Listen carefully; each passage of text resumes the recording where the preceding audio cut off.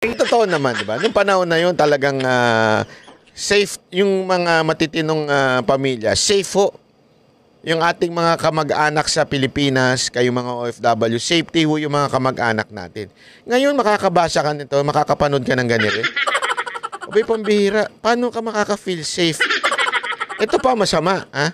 Sasabihin pa ngayon ng PNP chief, yung sa droga na kung saan sinabi niya na kaya naman droga dahil yung iba, hindi dahil sa gusto nila, kung hindi dahil sa yung iba kailangan lang sa trabaho.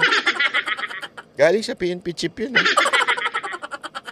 Naalala nyo nun? Ito, hanapin natin. Ay nako. Sumakit ang ulo ko nun.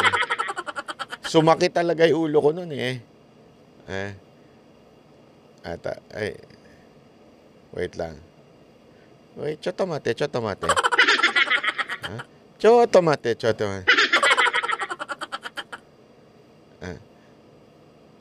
Wait lang. Hindi ko makita eh. Ayan. Ito yung sinabi niya. May nag-comment nga eh, sabi dito. In an era when the PNP should be rallying around the mission of protecting citizens, Chief PNP Marbil recent remarks on drug use signal a troubling shift. Marbil assertion that those who using drugs to stay awake, such as night shift workers, are not drug addicts, but merely seeking to prolong their work hours. Risks of irresponsibility. This poorly constructed, damaging narrative is an insult to hardworking night shift Filipinos who fuel vital sectors from call centers to healthcare, and should be seen as nothing less than effort to divert attention from real issue, organized crime, drug syndicate, and apparent pattern of government action. Grabe kasi yung logic na yun eh, di ba? Hindi ho talaga nasa hulog. Wala sa hulog, ika nga eh. Yung statement na yun, kaya ako, hindi lang kasi yun ang ano ko dito eh. Not just undermining yung mga nagtatrabaho ng gabi. Pero sa akin kasi yung mismong kung ganyan ang pananaw ng isang PNP chief pagdating sa war on drugs, paano na ho masusolusyonan yung mga ganito na alam natin ang isang dahilan niya na yung mga addict. 'Di ba? Yung tatay na nanggahasa ng anak niya, wala nang ibang dahilan kung hindi addict yan. Di ba ho?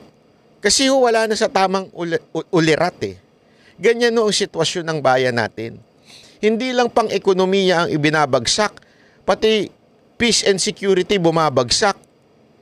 And yet, ito mga congressman natin tulad ni Ortega, statistic daw, everything is okay, paangat daw.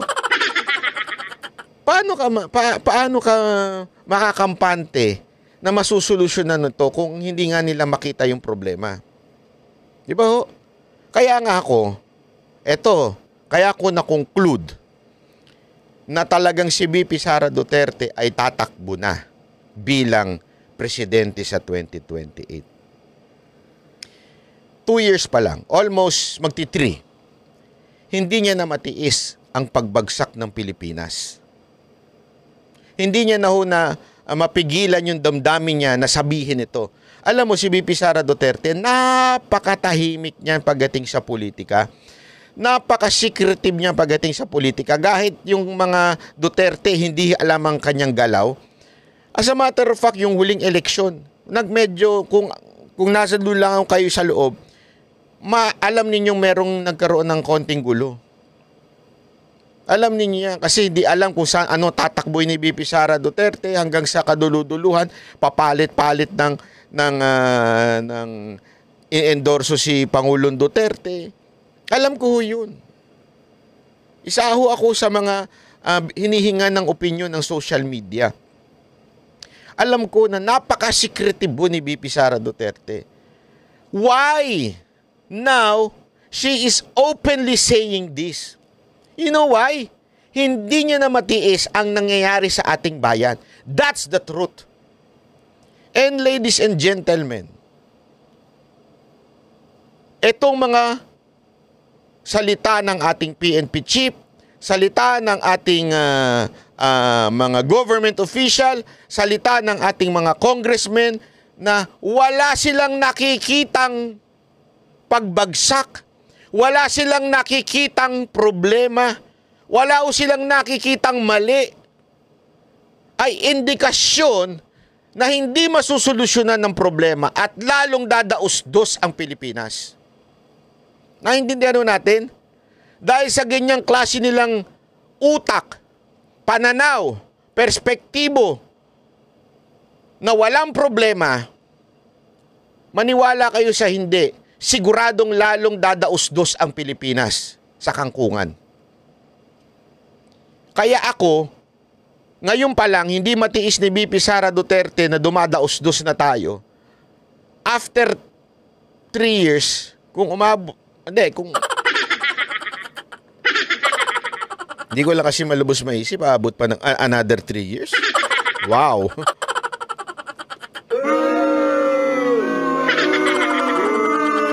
Ano na kaya ang itsura ng Pilipinas sa mga susunod pang taon? Kung yung 3 taon nga ngayon na ilabas na ni VP Sara yung damdamin niya na talagang dumadaos-dos na ang Pilipinas, how much more yung mga darating pang panahon? Sigurado ko mas mararamdaman niya pa ang pagbagsak ng Pilipinas. Kahit itong mga ekonomista nararamdaman yan sa tindi ng taas ng ating utang, sa tindi ng amidst ng tumaasang utang, walang infrastructure, wala lahat. Ang bihira. What is happening to our country is a disaster. For sure, babagsak pa tayo ng babagsak. That's why, for sure, ako, tatakbo si VP Sara Duterte. Hindi niya matitiis na bumagsak tayo ng tuluyan. At alam niya na siya lang ang politikong hindi politiko. Alam niyang siya lang ang politikong makatotohanan. Hindi takot. Siya lang ang politikong talagang what you see is what you get. Yung talagang, alam mo yun? Kaya nga alam nyo mga kababayan, kung ako ang tatanungin, magandang tandem yan, no? VP Sara Duterte tsaka si Pastor Kibuloy. Ang ganda siguro ng bayan natin kung sakasakali. Pagka ganyan na nangyari. Kasi parehong ayaw sa korupsyon, parehong matapang pagdating sa peace and order, pati higit sa lahat sa insurgency, sa mga rebellion, di ba? Talagang sana, pag nanalo yan, sigurado ako, in 6 years, talagang ubus ang mga rebelde sa atin. Di ba? Sana ho. Ako, hindi. Wala ho akong alam sa plano ni Pastor Kibuloy. Ako'y nanggagaling lamang po sa puso ko yun. Napakaganda sigurong sitwasyon. Kung gano'n, ano? VP Sara Duterte at Pastor Kibuloy, team up. Maniwala kayo. Ang ganda ng bayan natin kung sakasakali. Kaya ako naniniwala. Ako, for sure ako, tatakbo ito si VP Sara Duterte na Pangulo ng ating bayan. Dahil di niya matitiis ang pagbagsak ng bayan. Sigurado ako kasi, wala mangyayari sa bayan natin kung ang mga nagsasalitang government official walang nakikitang mali. Babagsak ang bayan mo. I mean, alimbawa, may diabetes ka. Ayaw mong aminin na may diabetes ka. Sasabihin mo sa sarili mo, hindi, wala akong diabetes. Kasi wala naman akong nararamdaman, di naman lumalabo mata ko, wala akong diabetes. Kahit alam mong ang taas-taas ng sugar mo, ano mangyari sa'yo? Magde-deteriorate yung katawan mo. Kasi wala kang ginagawa ang solusyon. Gagets nyo? Ganun na mangyayari sa Pilipinas. Bakit? Yung mga politiko natin, feeling nila, ang ganda ng bayan natin. At dahil sa pagdaos-dos ng Pilipinas, sure tayo, walang choice si VP Sara Duterte kung hindi tumakbong presidente. Maraming salamat po. Ako po si Banabay sa susunod na video. Subscribe po kayo. Salamat!